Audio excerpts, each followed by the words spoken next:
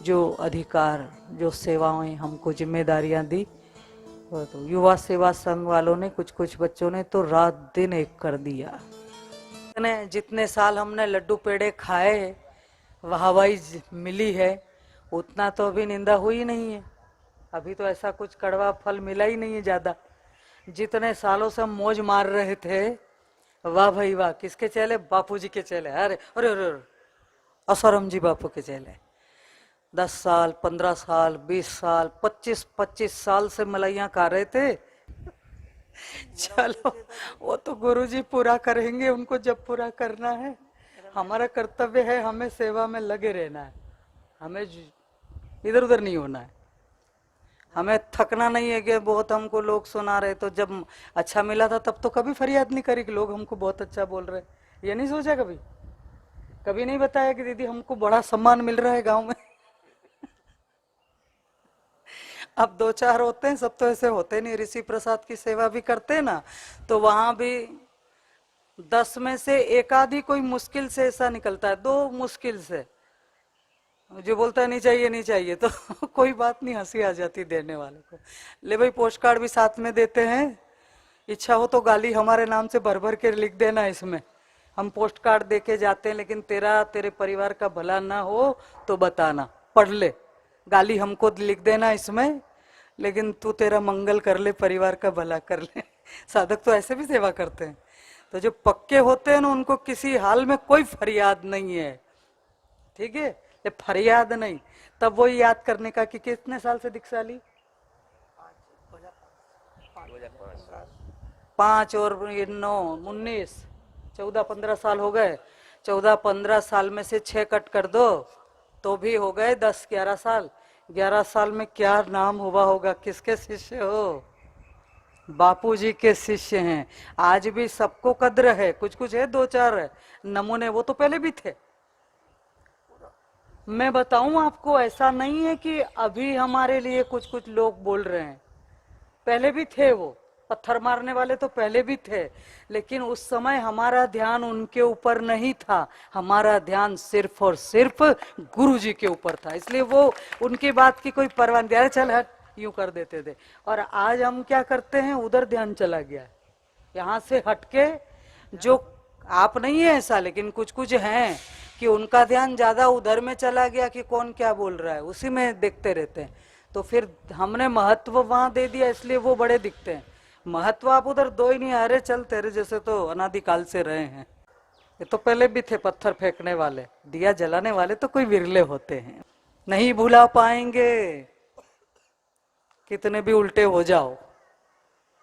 हमारे गुरुजी ये सब जानते थे कि ये होना है पहले से ही, ये पहले से ही बोल दिया था कि पक्के हो जाओ, मजबूत बनो, तूफान आ रहा है, आंधी आ रही है जोरों की, सावधान नहीं रहे तो सूखे पत्ते तो झड़ेंगे, साथ में हरे भी झड़ जाएंगे, यही हो रहा है।